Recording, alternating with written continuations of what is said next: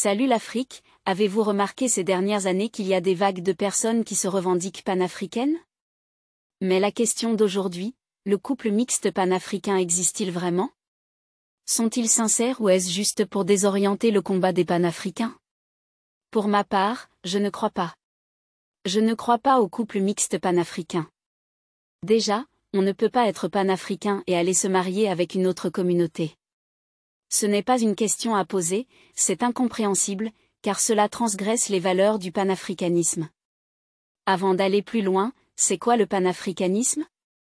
Le panafricanisme prône l'unité de tous les Africains et afrodescendants dans le respect des coutumes, des traditions et des croyances de chaque peuple, avec pour objectif ultime la mise en place d'un État fédéral africain garantissant à chaque Africain, chaque afrodescendant dignité, respect et prospérité dans tous les domaines nécessaires à l'épanouissement individuel. Cette définition ne permet à aucun vrai panafricain, car je sais qu'il y a des faux panafricains, de se marier à une autre race. L'objectif du panafricanisme est d'unir le peuple africain dans la prospérité et l'épanouissement.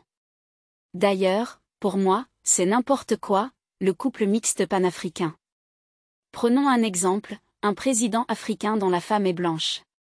Si le président africain est en guerre avec le pays d'origine de sa femme et que le pays du président africain gagne, sa femme peut l'influencer sur des décisions qui pourraient mener à la défaite du pays du président. De plus, une femme n'aimera jamais un autre pays que son pays d'origine.